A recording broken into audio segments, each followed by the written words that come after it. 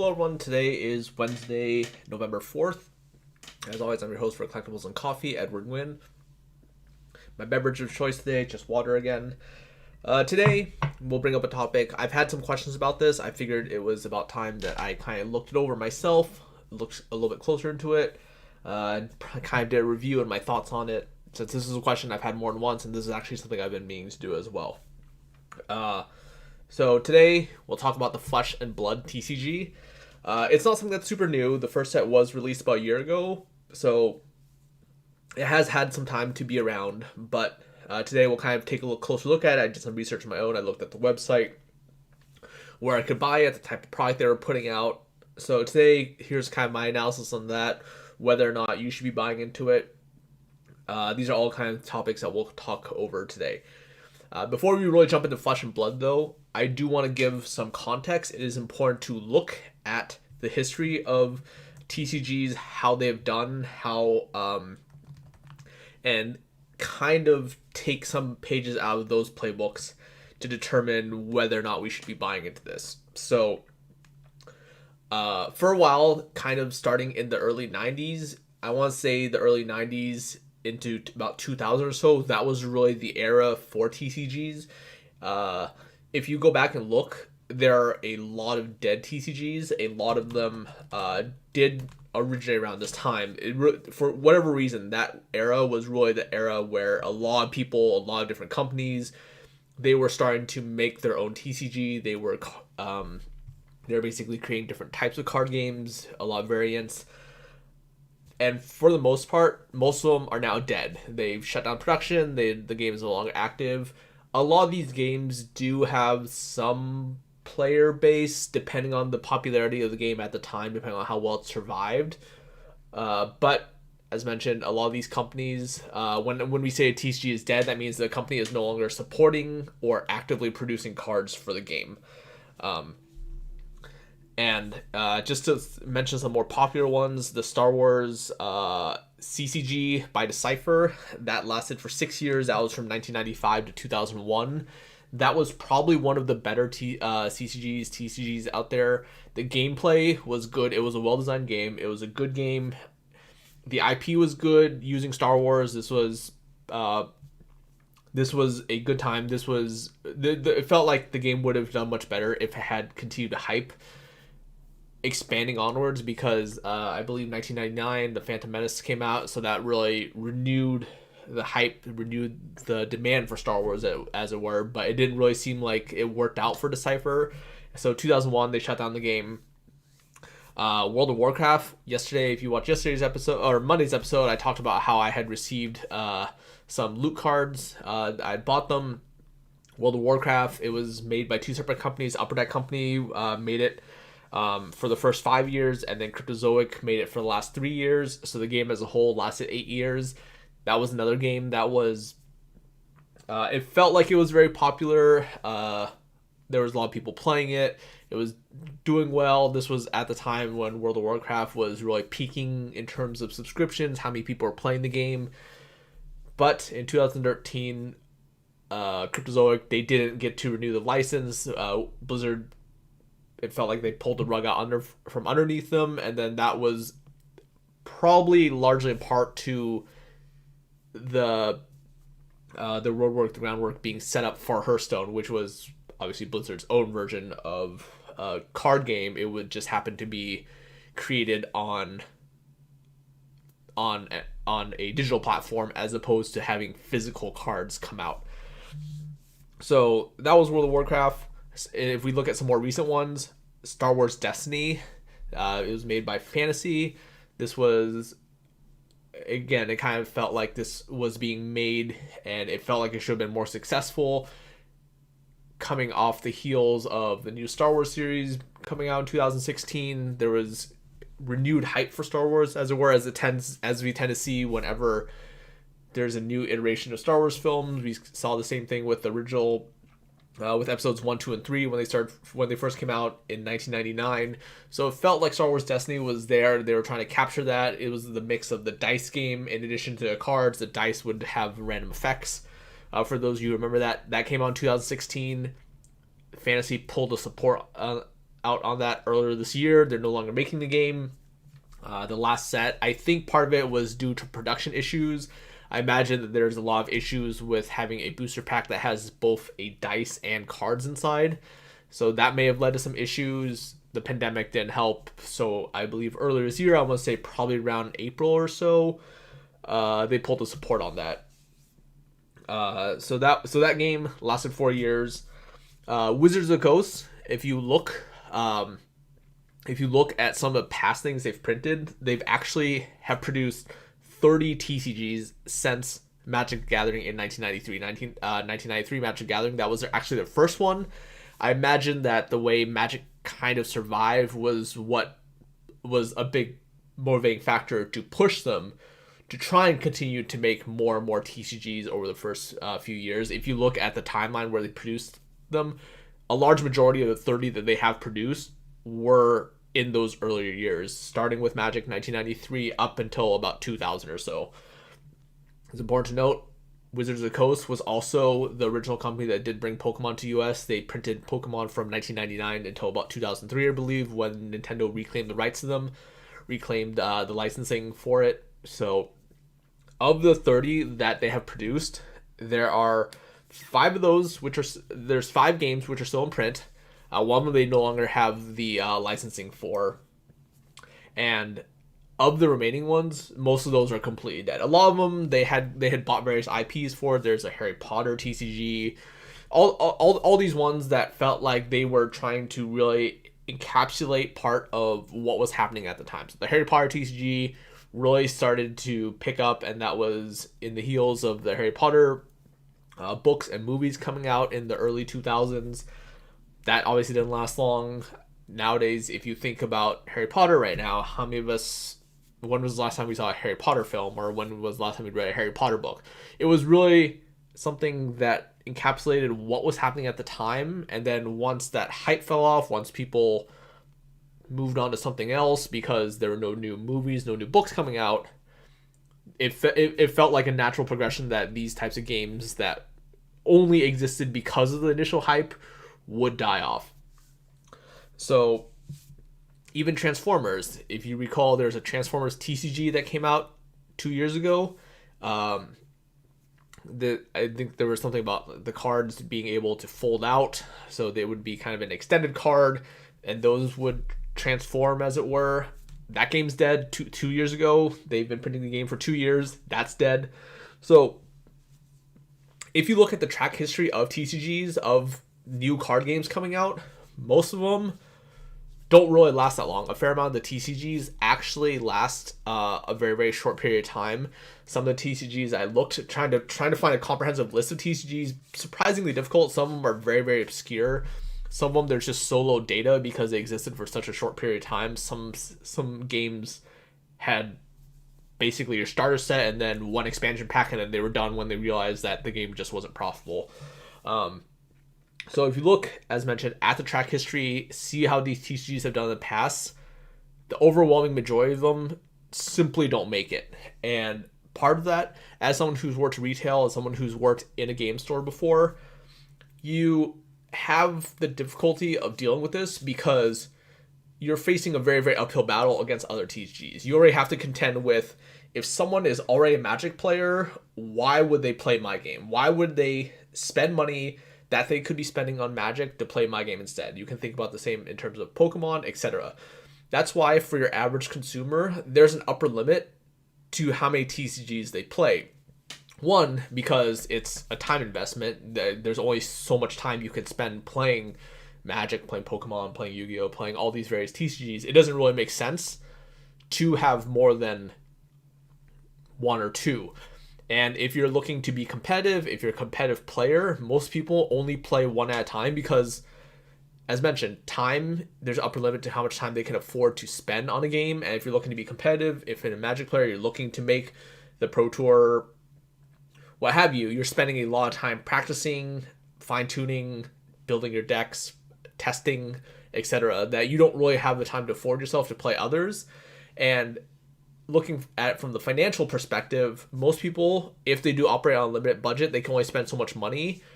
it's not really productive as a retail operation to be able to try and market new products, new TCGs, new games to people who are already existing.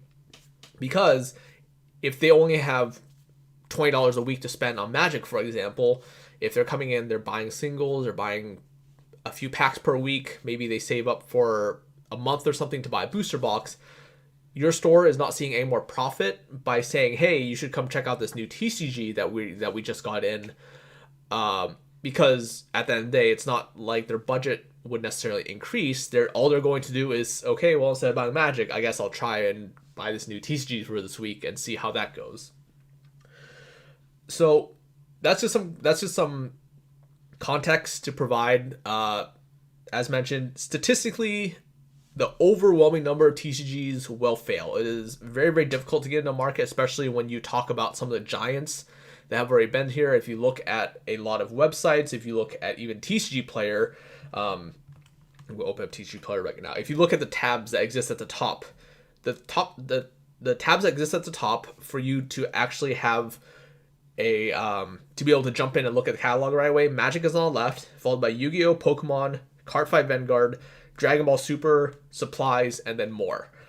All the other card games that do exist out there that do sell in some capacity that is worthwhile for a TCG Player to pursue and make a catalog for falls underneath the more category. And of those, we have Argent Saga, Bakugan, Bulk Lots, Chrono Crash System, D&D Miniatures, Dice Masters, Digimon, Dragonborn, Dragon Ball TCG, Exodus, Final Fantasy, Force Will, Funko Pop.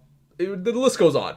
And of these, of the ones that are on here, I want to say that probably about a third of these are dead or just not very, very popular. And not very popular in the sense that if I go into a store and I ask, do you carry these games, there will be a decent number of these games that the store probably doesn't carry. Some of the more popular ones have survived. They have done a little bit better. Argent Saga TCG has done reasonably well. Dragon Ball Super has done reasonably well. I believe the original Dragon Ball TCG has kind of fallen off. Force Will is certainly felt like it's been on its way out. That's not really something I've seen or heard about since its original hype, kind of back in, I want to say 2015 when the game really picked up. Final Fantasy still exists. There's still new expansions for it, but much more of a Japanese card game than a US card game, even though cards are printed in English. Funko Pops, a lot of stores have those, so it's kind of natural that TCG Player would have a market for them, would have the ability for hobby stores to list their Funko Pops online. HeroClix, miniatures, they've always kind of existed. I'm not big into it. Maybe it's bigger than what I thought, but at the store, when I was working there, HeroClix was relatively a small part of our overall sales. They were big, they were bulky, they were really expensive to ship because the booster packs came in virtually like a 400 count box. They were kind of these long, narrow boxes that contained figures inside. So shipping them was kind of a pain, so I don't really know how big they are. Again, they may be bigger than I thought. I'm not really sure. If we look at some of the other these ones, Keyforge, Light Seekers TCG, Meta X, Munchkin, My Little Pony, right? Some of these I haven't even heard of. I've never heard of Meta X TCG. So TCGs as a whole, unlikely to do well, unlikely to really take off because you have such an uphill battle to fight. Even if you do make it, for example, you're going to be lumped in this more category in TCG Player, which is really people's go-to platform when they're looking to buy their collectibles. When I go buy Pokemon cards, one of the first things I do is I look on TCG Player, look at the price. Maybe I can find something to buy on there, maybe I can't, but TCG Player really the first place to go. If your TCG can't make it so it shows up at least under this more category, you're going to have a really, really hard time making it, as it were. So with that's just some preliminary information. Let's kind of move into Flesh and Blood. So Flesh and Blood, I looked a bit more into it.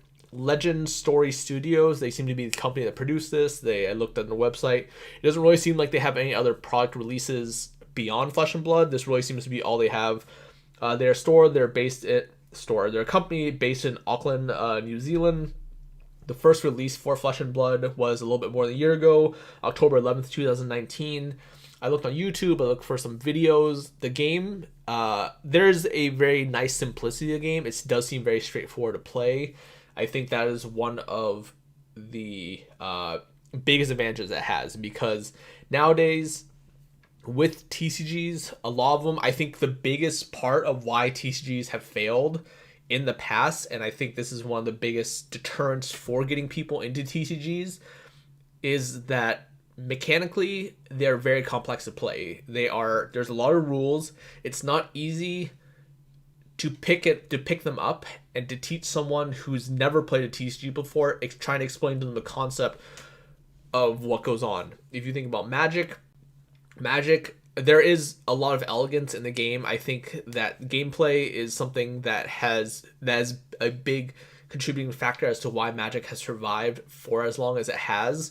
But I know from experience, trying to teach someone how to play Magic from scratch, if they've never played before, if they have no experiences with TCG, is something that is certainly an uphill battle.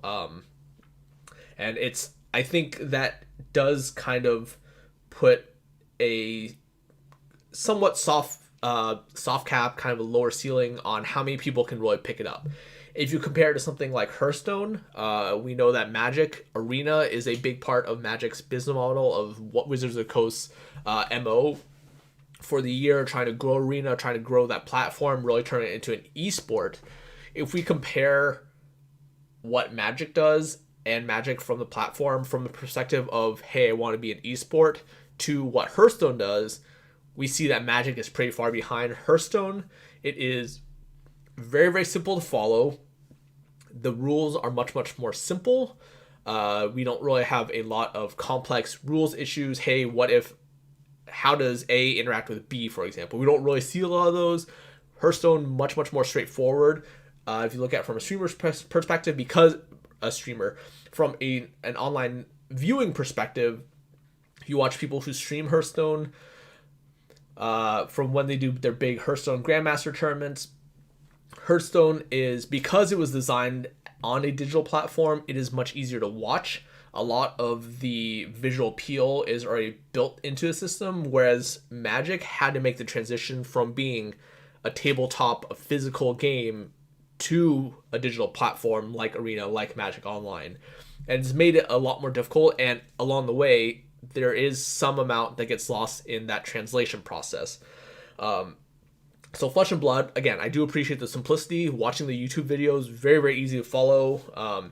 I feel like if I went out and bought some starter kits, I could easily teach someone, even not knowing it very well myself, and we can really get going on a game without too much trouble. So that is, I think, one of the strongest points regarding Flesh and Blood.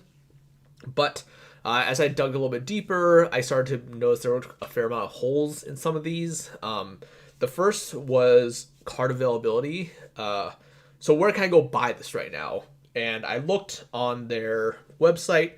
If you click around, I'm actually going to pull up their website here. At the top, you can top tabs. If you go to Locator, you can click on Find a Store, and it will pull up kind of stores that do carry this product. A fair amount of those stores, I looked for largely stores inside the US. A lot of these stores, if they had a website available, they either didn't list on their website, so maybe the product is being sold in-store only. I didn't call on these stores to really inquire further. It was just a very simple look and see what they have. For the stores that have buy online tabs, which not all of them do, some of them do. A fair amount of these stores, they just didn't list their product online, so it was kind of hard to see where I could buy this product. And right off the bat, that's a huge deterrent.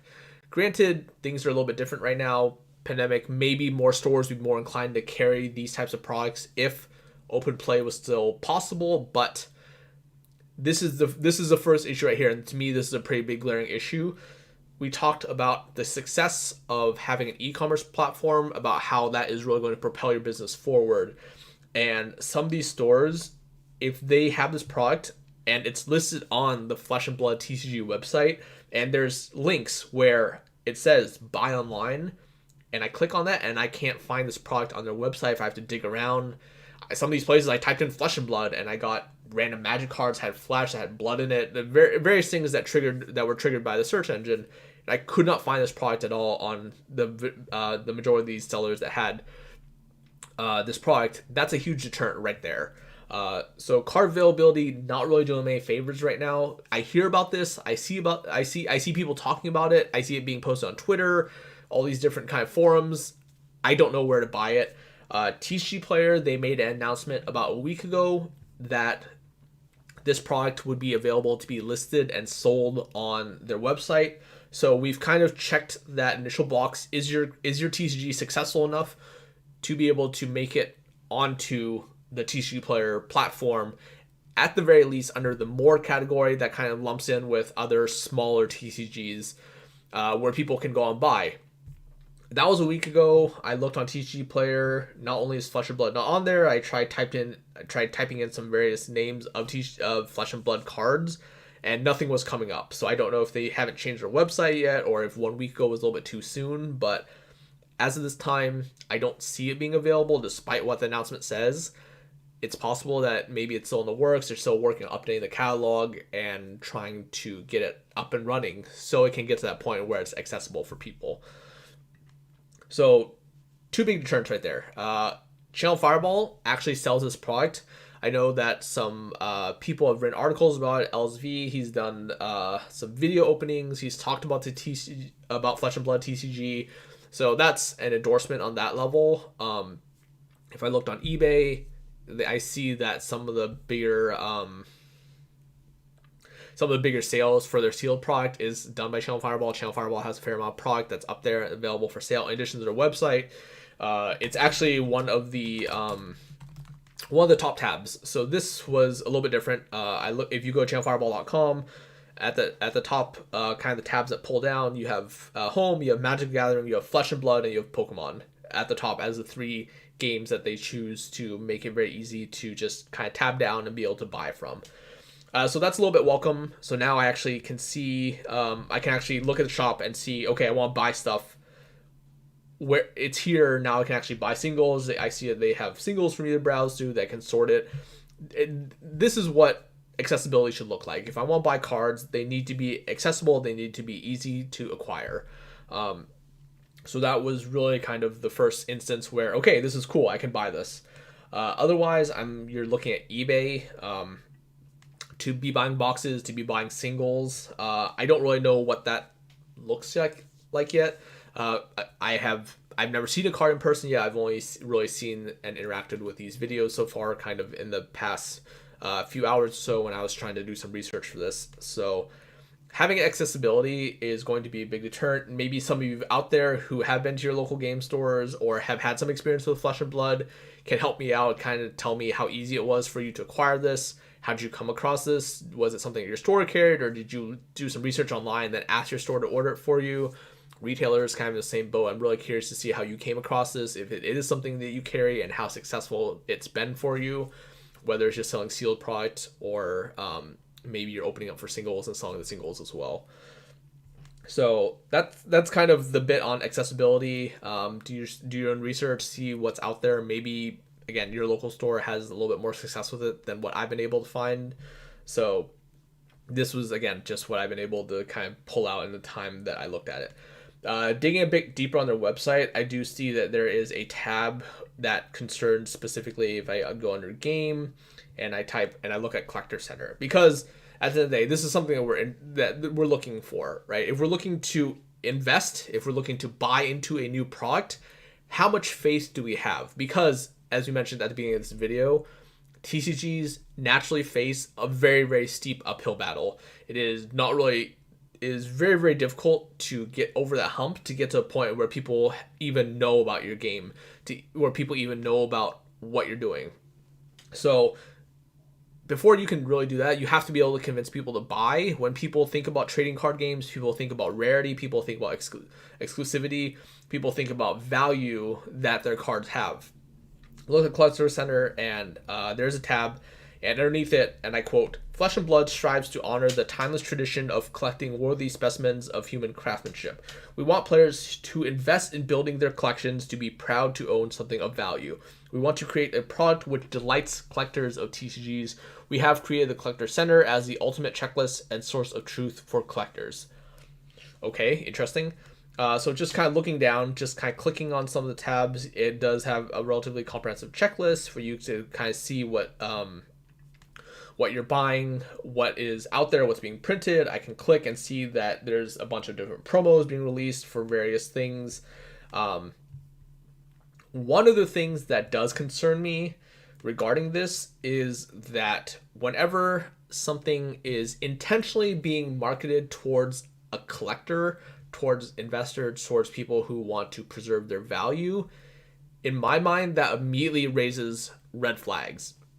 Because anything that is being marketed specifically for collectors, in the past, from what I've seen, have generally been flops. And the reason I say this is because the company is... There's several parts to this. First, the company is fundamentally at odds with itself.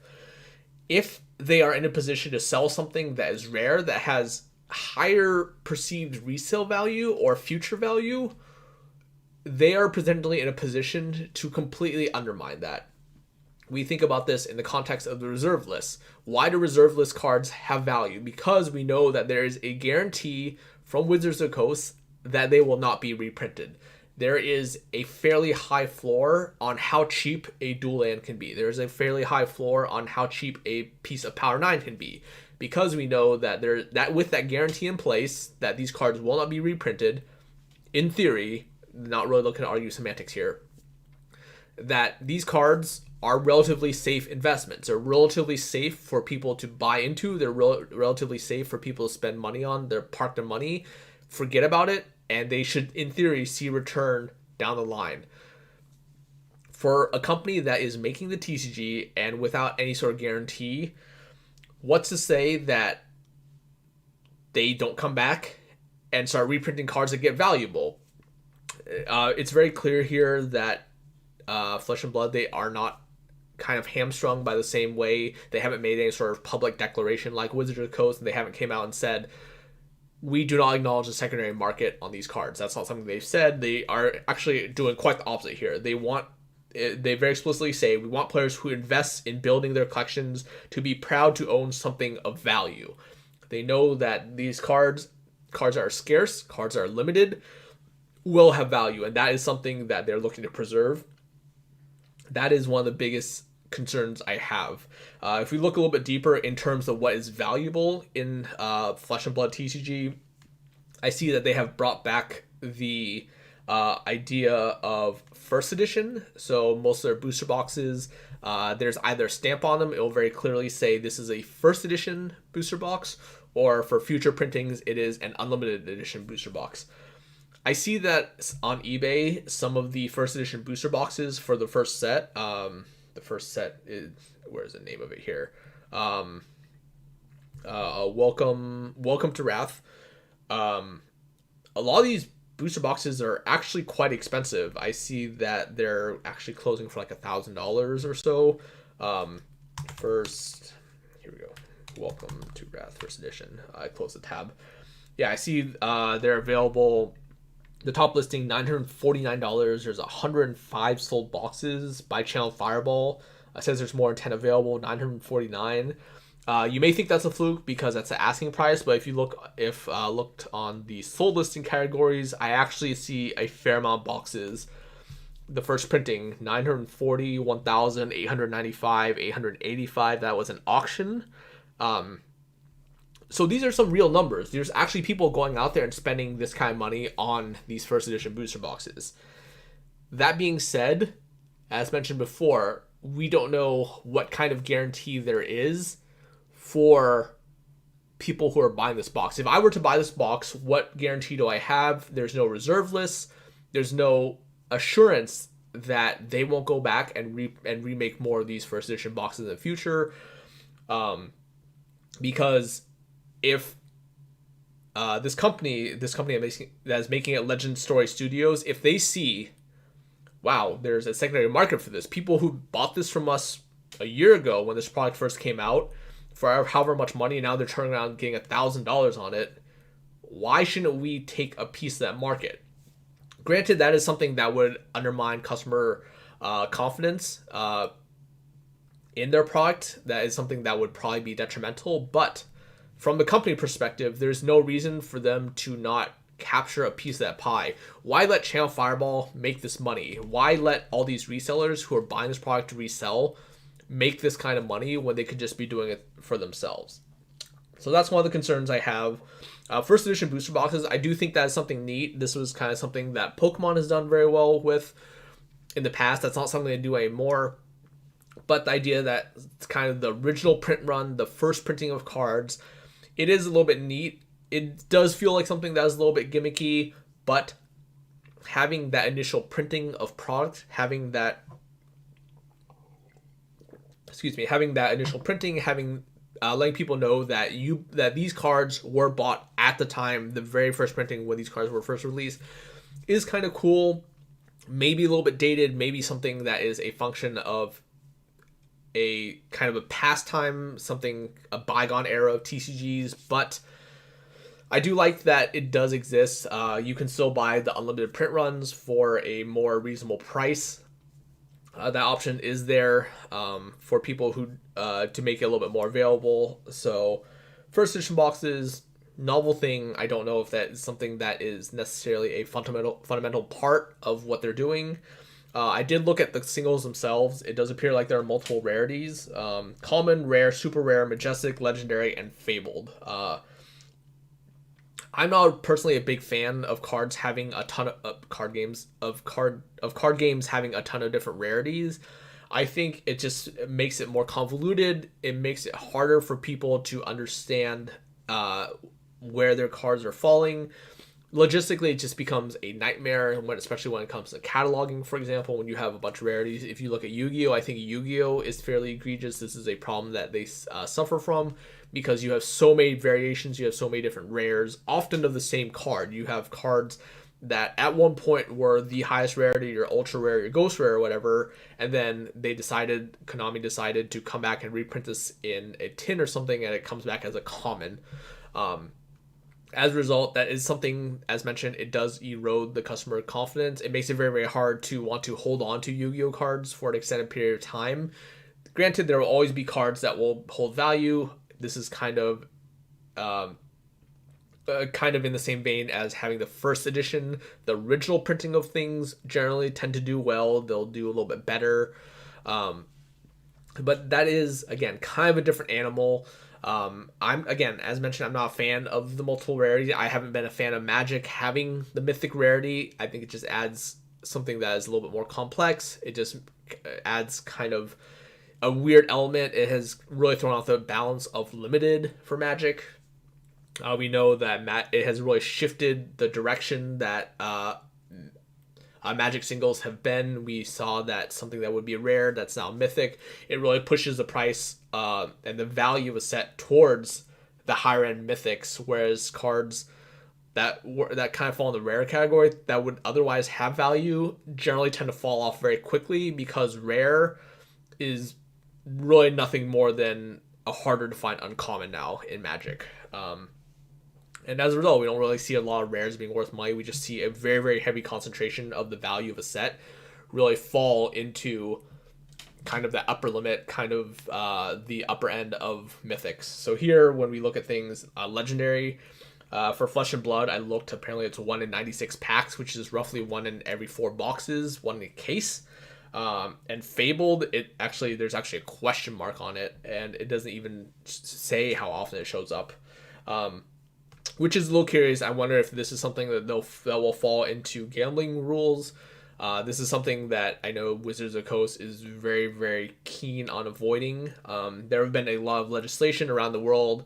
There are governments, there are things in place that have determined that online loot boxes, are illegal. They are a form of gambling.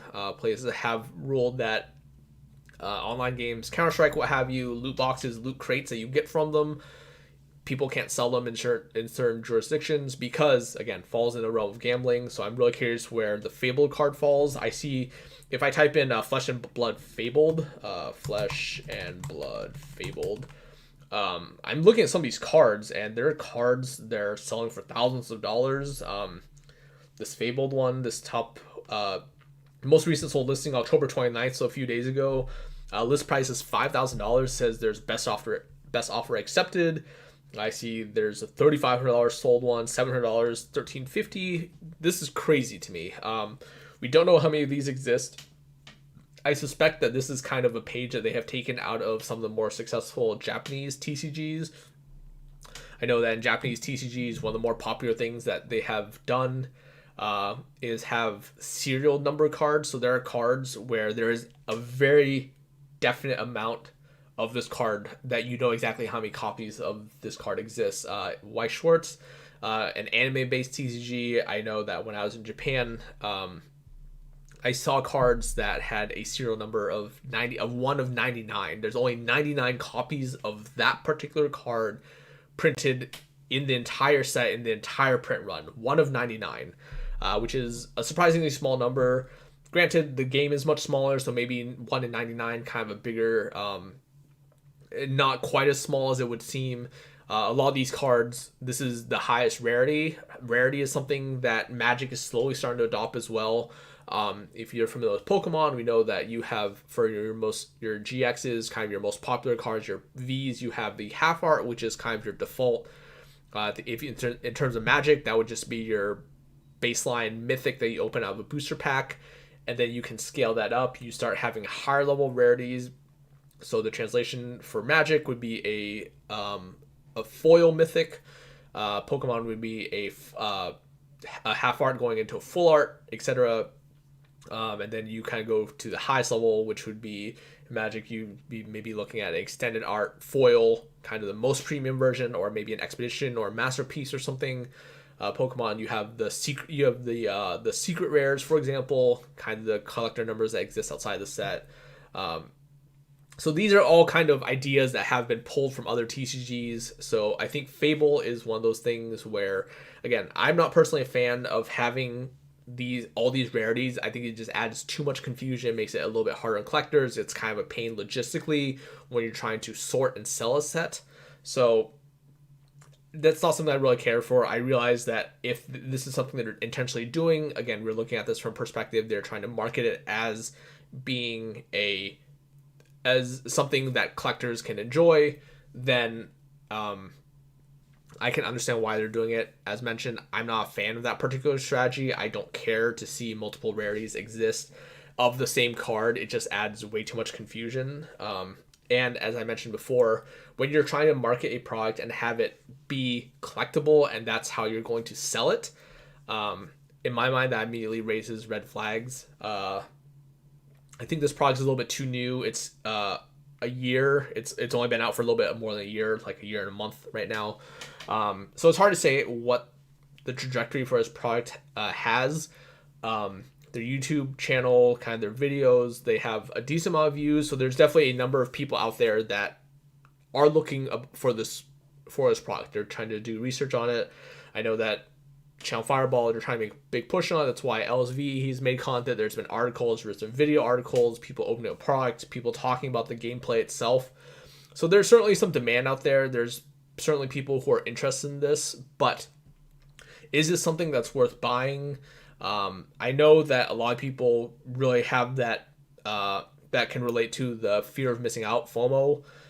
It is something to really be careful of. No one really wants to miss the best thing, right? A lot of people want to have the idea that maybe I should buy into this. Maybe Flesh and Blood TCG will be a future Magic the Gathering. If I'm I could be potentially purchasing boxes of, in theory, what could be alpha.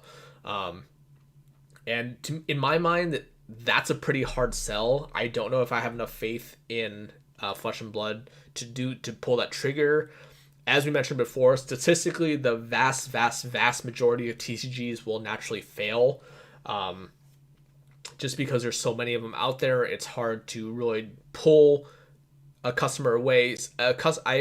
have a very hard time believing that there are customers out there, there are consumers who would look to participate in a TCG that is who is already not consuming some form of TCG already. I feel like they're kind of far and few in between. If you're looking at the younger crowd, you're already trying to compete with Pokemon and Yu-Gi-Oh. If you're looking at an older crowd, you already have people who are into Magic, who are into Hearthstone, all these various things. So trying to find where Flesh and Blood falls in the market in the grand scheme of things, I have a hard time seeing that. We already have the issue of card availability. It's not very easy for me to go out and buy them right now, even if I want to have them, even if I want to be playing them right now. So there's kind of that availability and that marketing issue.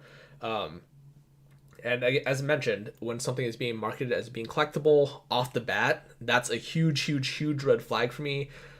Too many things. Everyone really seems to be kind of caught up in the collectible, the limited edition thing that has really kind of just taken the whole world by storm. We see this everywhere. We see this with sneakers. We see this with cards. We see this with toys. Just relatively even mundane things that shouldn't be collectible, that shouldn't be limited. People and companies are starting to make them limited in order to try and get customers to spend that premium over the normal product. And to me, that's something that's concerning because most of those generally tend to fall flat. Some of those things, it's cooler if you just want to buy it to own it, just to kind of get that nicer product over just whatever the baseline normal product is. But when, as we mentioned, when we started going down this road, when you're trying to intentionally market to your collectors, I think that's when you have a fundamental problem. So that's my take on it. If there are people out there who listen to this and Flesh and Blood has done well for you, perhaps your retailer Flesh and Blood has done well, or maybe you're someone out there who does enjoy the game, I don't mean any offense. This is just my perspective. This is just what I've done in the time, in the hour or 2 hours it took me to write this outline. I did as much research as I could. I clicked on a bunch of retailers. I looked at the website. I looked at different platforms. I looked at singles.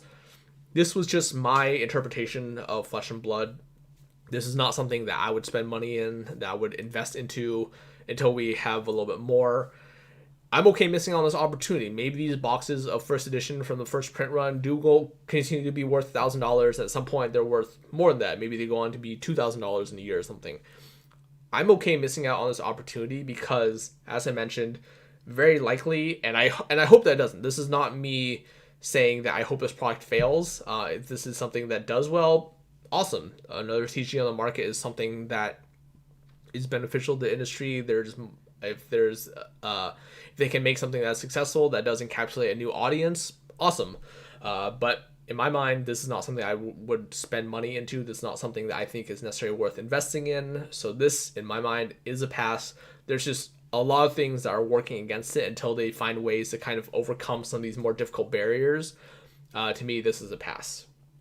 That's really kind of my summary, my thought process on Flesh and Blood. Maybe something revisit in the future. Maybe in a year's time we come back and I'm just completely wrong. I'm also okay with that. But for now, this is a pass for me. That'll wrap up today's episode. So as always, you can find me on on Twitter at Edwin13. You can find the social media sites for Vermilion on the right. Wherever you are in the world, stay safe. As always, thank you for listening, and we'll be back